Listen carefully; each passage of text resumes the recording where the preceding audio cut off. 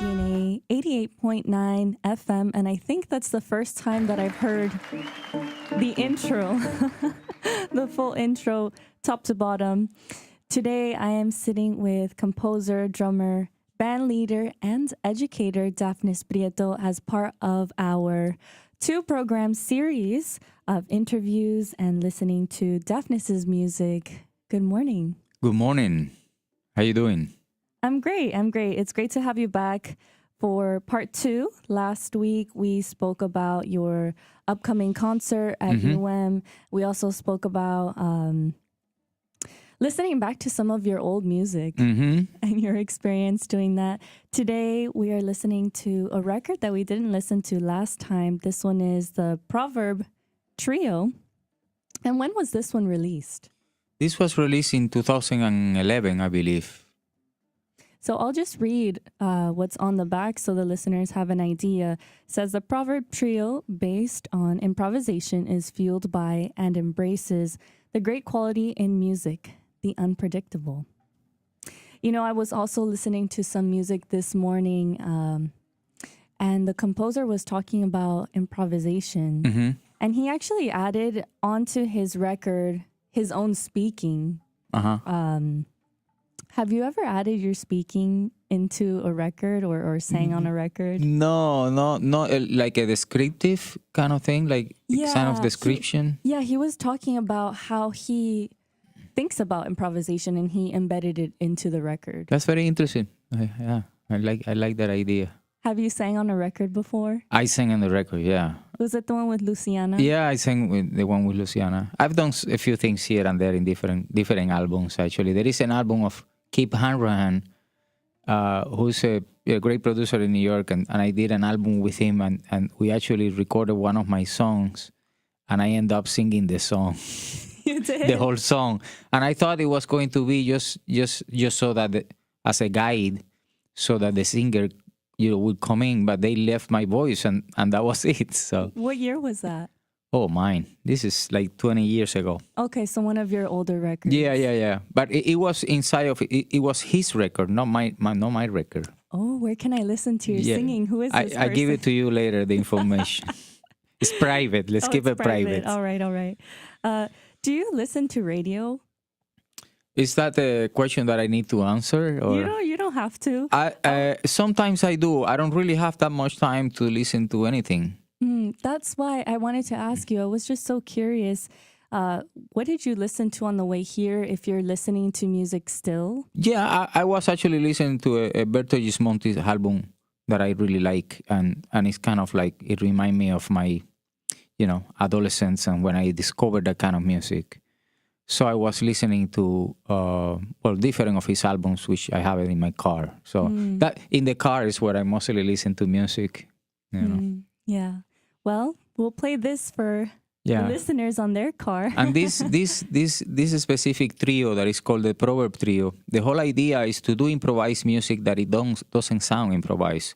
Meaning, it will, it's going to sound improvised, but my point is that to make a sound as if it's preconceived, so to really have a great level of awareness of form, shape, and the construct and the development of the song, so it doesn't sound arbitrary.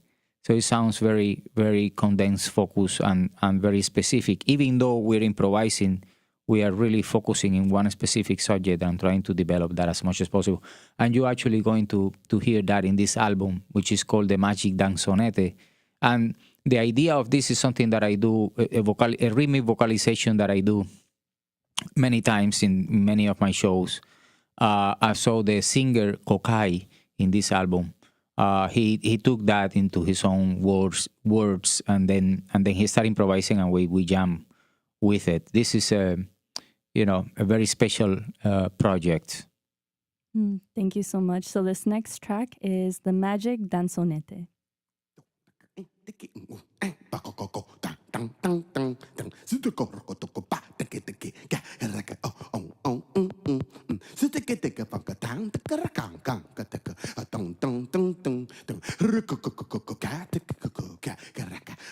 Come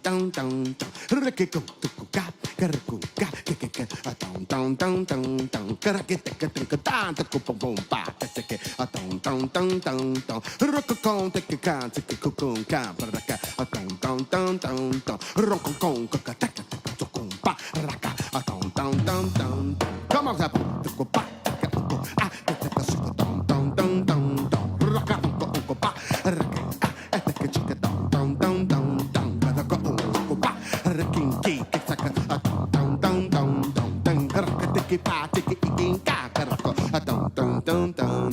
listen, baby doll, it's the magic man. I got your heart right in my hand. You roll them dice, baby, twice, and you don't understand now. I say you coming here with the magic man, love. I come to steal your heart and sing now. I make you fall in love with everything. Nah. I say you wanna love what you're looking at, baby. I said I stole your heart, I ain't giving it back now. A magic man when it coming with the magic man. A magic man when it coming along. I said a magic man when it coming along. He gonna steal your heart for a song. You got a magic man when it coming along. We gonna steal your heart, baby, for a song. We got a magic man when it coming along. We're coming along. We're coming now. I wake up, make it when you're falling in love. I'm singing. I say you think about the roses and the plenty of doves. I'm singing. You want a ring? I said, baby, I ain't really giving you anything. I said, stay your heart, make it fall in love now. The magic man gonna come, make you think of doves and they're flying through the sky. They're flying through the sky. I said, the magic man gonna steal that heart. Hey, and then you maybe life might just fall apart. No. Come on now. The magic man, baby. We gonna steal your heart. The magic man. Hey, yeah. Oh, the magic man.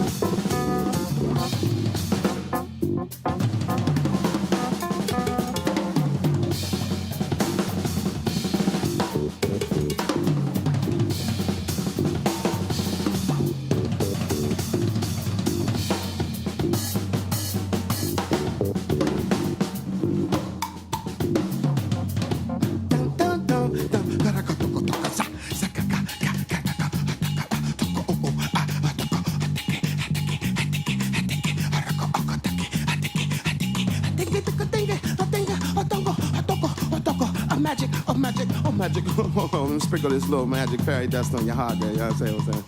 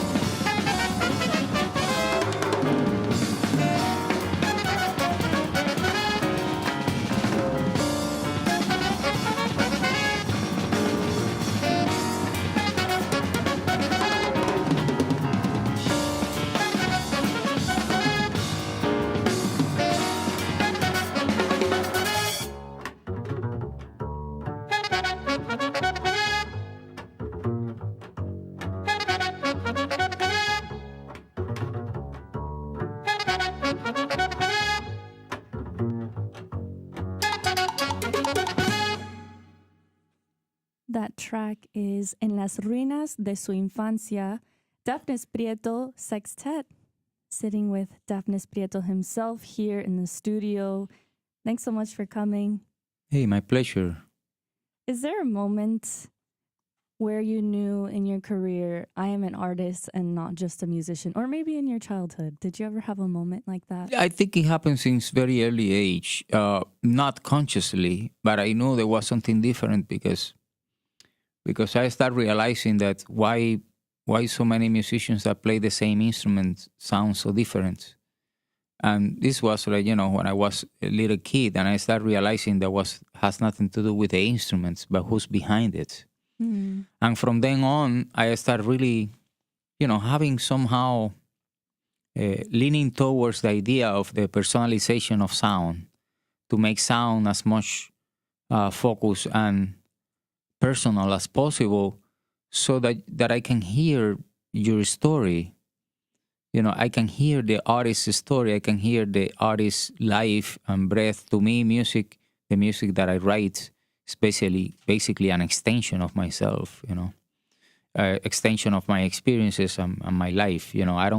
I try to avoid doing music as a formula, this kind of cabaret kind of, vibe thing, which is fine. I don't have anything against it. But, I don't have to wear what I don't like, I like that. Mm-hmm. Yeah, and as an artist, there are so many ways that we can express ourselves, even with the things that you're wearing. That's right. Yeah, that's right. Are there any other mediums that you've explored throughout your career, like, I don't know, dance or comedy? I feel like you're so funny.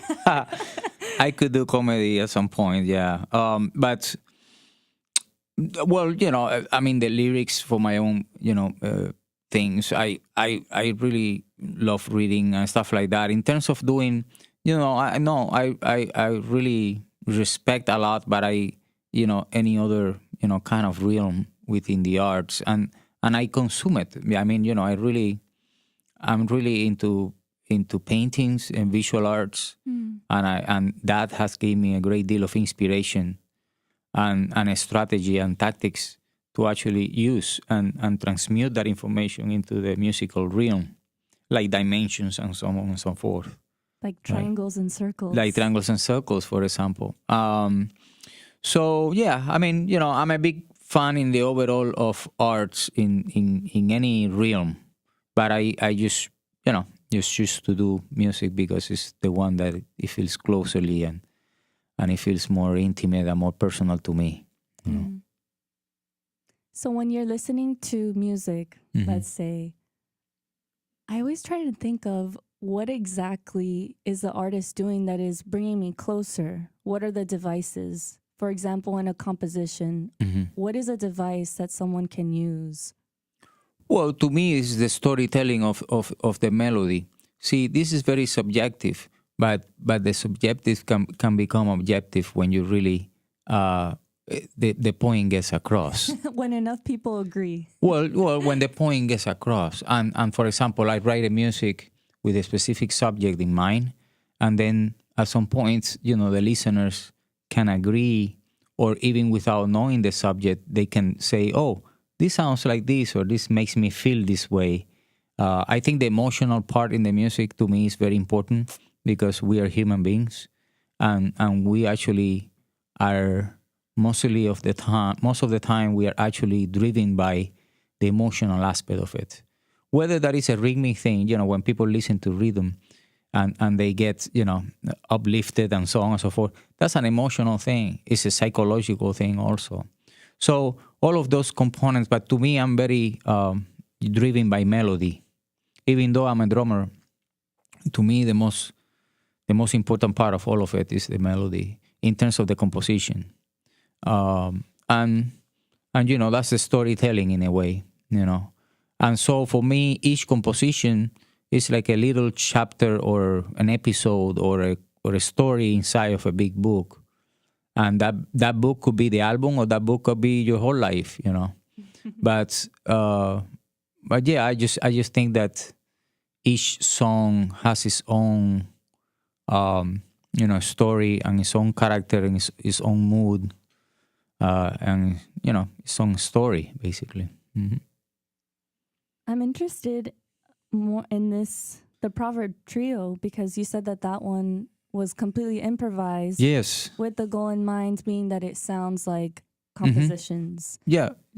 You will hear actually in this next tune, in this next song that we're going to play, which is entitled "You and Me," I believe. And this is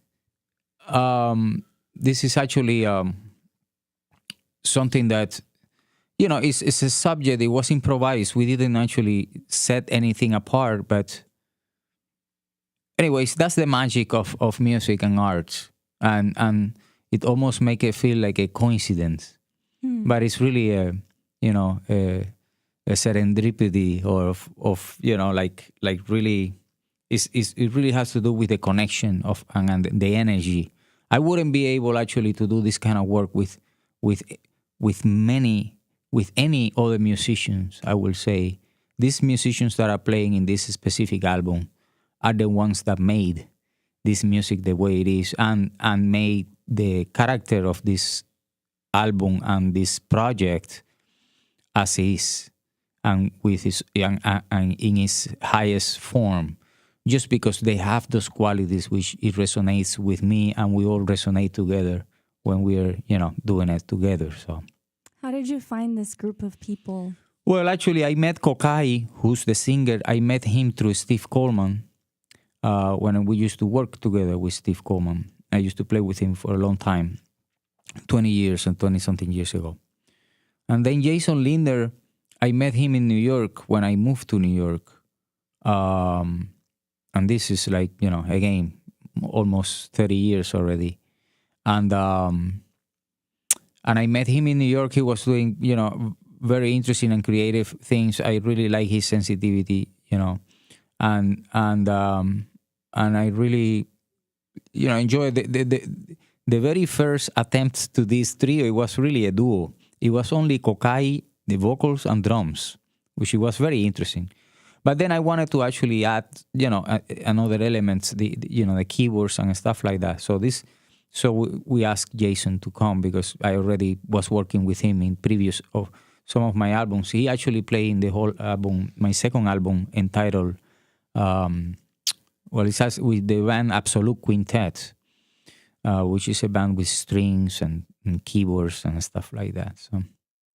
So let's listen to that track, and then we'll take a short break here on WDNA 88.9 FM. Thanks so much, Dafnis, for joining us.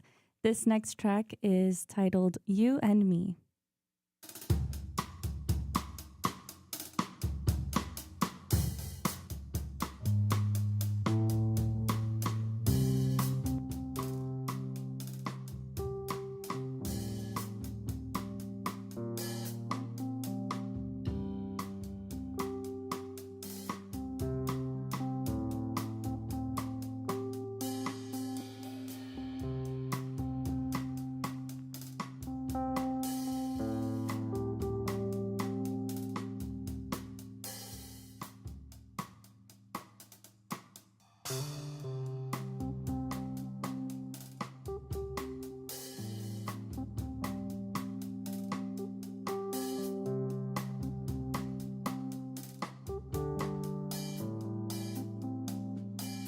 $1,000 lights,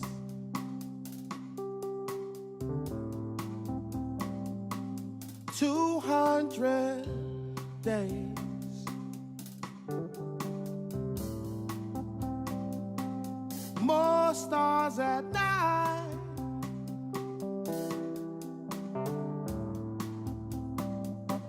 lead me your way.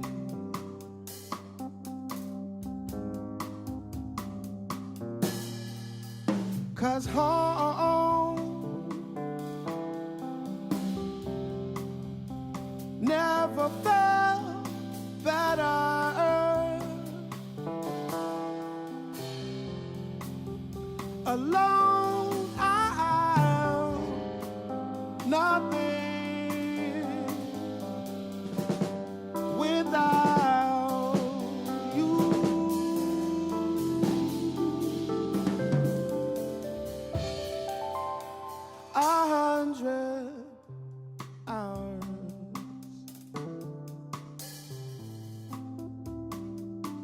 the time it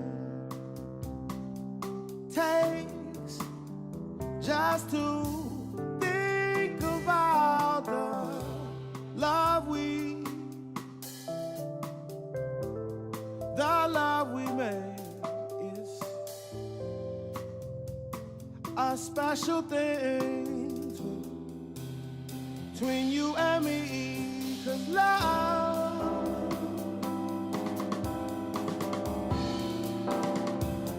I never felt this way about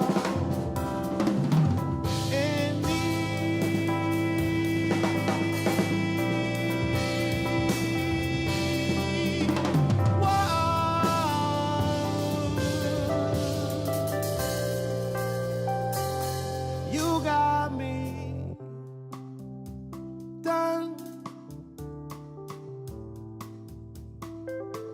I'm broken down. Just a little bit of time for us to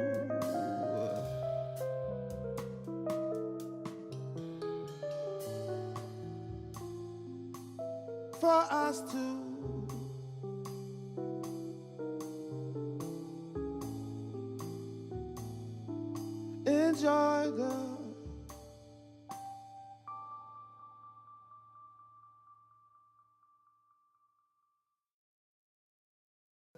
Visit our website at wdnaradio.org today.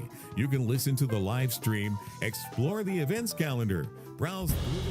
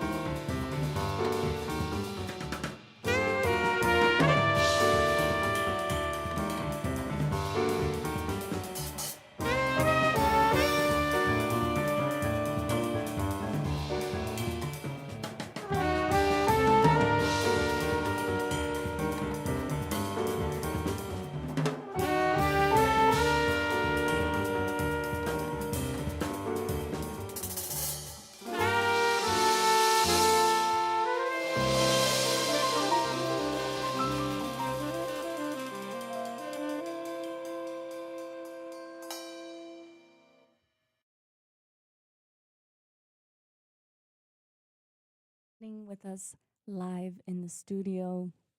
Thanks for tuning in to WDNA 88.9 FM. I'm your host, Nicole Garcia, and thank you to our live audience. Waving over there. As mentioned, that last track is Back and Forth. And what are some of the upcoming shows this year? Well, I have something in March at the University of Buffalo. I'm doing a mini residence. I'm doing a master class in composition, and then the next day I'm doing a performance with the COC quartet. Then in April, I have a few things. I'm going to Taiwan for a week. I'm going to Lima, Peru. I'm going to Mexico, to Monterrey. So exciting. Yeah.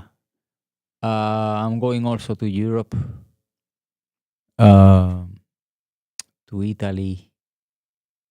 I don't remember the other things, but something like that. Well, it sounds fun. Yeah, it sounds fun. Are you bringing your music to these places? Always. Yes. Always, yeah. Yeah. That's what I'm basically doing now.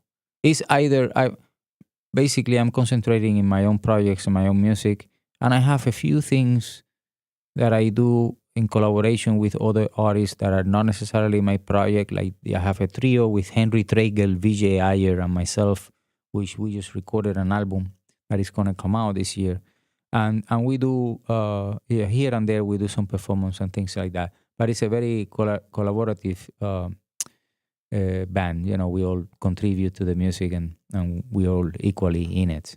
So, but I'm not doing that much of a side man things anymore. That's nice. Very nice. So in terms of these collaborations, what are you guys exploring in the other projects?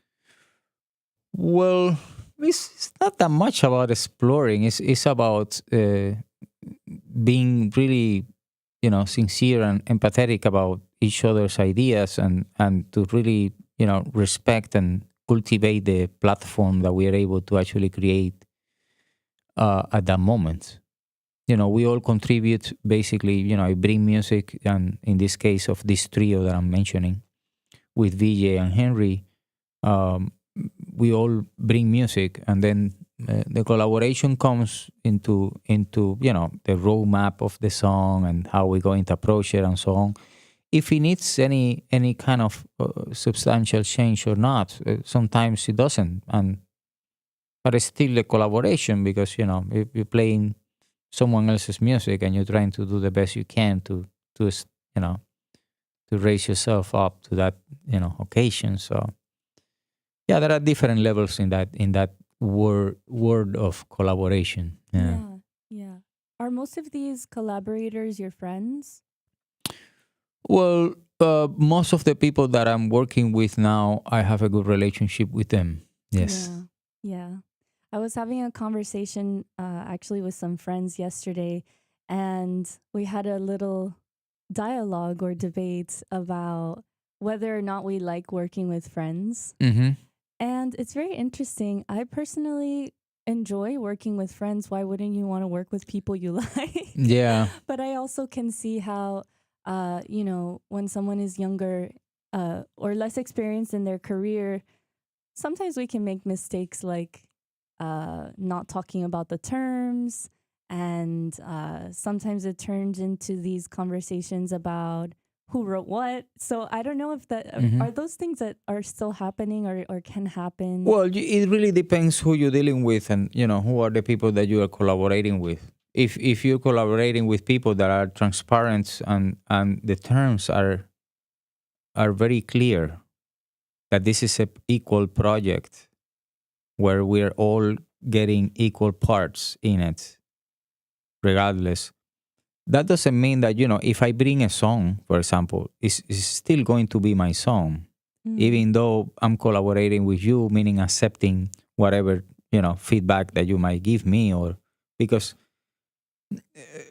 at the end of the round, it's my idea and it's my song. But if I'm doing the same thing with, Henry's song or Vijay's song, it's their song. I'm just collaborating because I want that song to fulfill its purpose, and it's through me because I'm playing a certain instrument or a certain way, right? But that doesn't give me the credit to be part of that song. I'm just kind of being there as a conduit in a way, But I would say the problem with the relationship in terms of friendships and work is when the lines are not, are not drawn. Mm. When it's vague things, and then you wait for things until the end to make a decision, and then the other person is in a different place and you are in a different place, and then you realize you were thinking about the same subject from a different angle. Mm-hmm. And that's what the problem is. But see, in this case, I will say that it is first a professional relationship and then a friendship relationship, different from having a friend that you start working with. Mm. This is not the case of having a friendship first and then start working. In my case, it's actually the opposite. I met them through my profession, and I made them through working. So, and we became friends or colleagues or whatever you want to call it. Depends what the level of that friendship is. Right. And with your upcoming music or the music that you're writing right now for any upcoming shows, are there any themes that you're specifically writing about or any stories? I mean, all of the themes I have a very wide catalog of things that I've done, from vocal music to instrumental and more experimental and chamber music and avant-garde music, and touching different kind of styles or genres per se. But in the overall, what I'm looking for is to tell a personal experience about that subject, basically. And that could be from, just a conversation that we can have, or that could be from a dream, or that could be from just a visual image that I see in a painting or in a movie, or just by seeing someone without even having a conversation with, or just by thinking about a culture and dedicating a song to a specific culture by touching, what those, characters of that culture is. So it could really vary so much from one point to another. So at this moment, I'm just keep cultivating all of that approach into my music. It sounds like you're very open because when I'm composing or writing, I get very hyper fixated on, like one topic or one record. I have to listen to it like a million times. But I appreciate this different perspective that you have where you're very open. Yeah. Yeah, because this is, I try to approach music very organic in a way that I am and in a way that I feel and live. So if I take it away from me, then it becomes that. It becomes much more structured and it becomes much more formulated and much more away from me. Yeah. So in order to keep that music organic and natural to my ears and see it as an extension of myself, then I have to accept all of the things that I am. I'm not just one person. I'm many persons. Who are you today? Oh, this that you see and hear now. But, what I'm saying is like, this comes to the descriptive aspect of what a personality is. And inside of a personality, you have so many different variants and so many different, characteristics and levels. Right. And I see that, and I can actually see that in the music, in this case that I write. So, what about Funky Humanoid? Funky Humanoid is a song that I wrote for the last album with the COC quartet. And Funky Humanoid is kind of an homage to this new era that we're living now with AI and this mega technological society that we live now on, but it will increase that technology level to inside of our life big time in the next 5-10 years. So funky humanoid is kind of a humoristic way of describing that near future that we're going into. Humanoid is half human and half robot. And funky one because I have actually another song inside of that same album that is called Humanoid, only Humanoid. So I had to make a distinction. This one is funky because, as you can hear now, it has a funky feel into it. Well, thank you so much for coming on to the show today. I just want to mention one more time for the listeners the upcoming show that you have at UM. Yes, that's going to be with the Latin Jazz Orchestra on April 23rd. That's a Thursday. I believe it's the last Thursday of April. And we're really looking forward to that. And we, preparing very exciting new music and some music that is not that new, but it's always fun to listen to it. Yeah. Well, thank you so much. This next track is Funky Humanoid. Thank you, Dafnis, for coming on to the show. Thank you, listeners. And we'll see you for BBC News and for the Latin Jazz Quarter. Don't go anywhere. This next track is Funky Humanoid.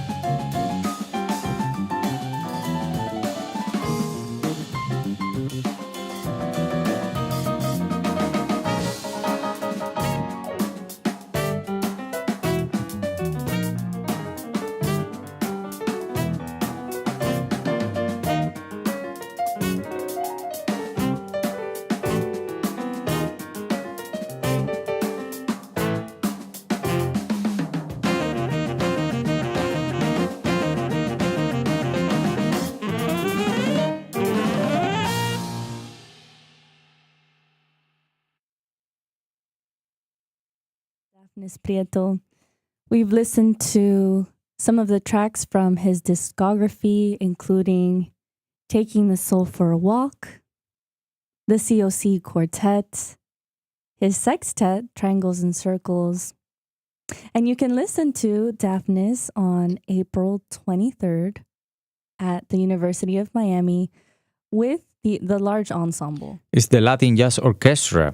It's a big band playing my music. This year, we're going to be playing my music in a large, configuration in a big band. It's going to be very exciting.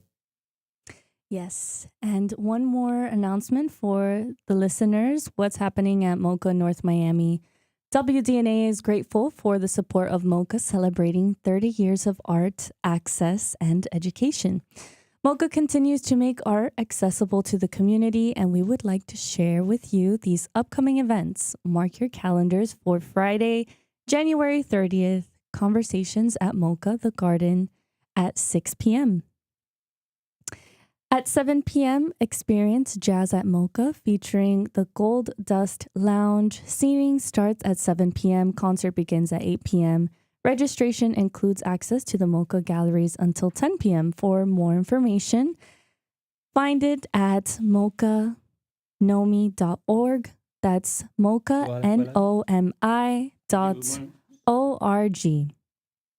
Thanks again for listening to WDNA 88.9 FM with Dafnis Prieto here on the UM Frost Jazz Hour. Again, mark your calendars for April 23rd. And next week, we have some more music. January 29th, Izzy Guzman. February 5th, Guitar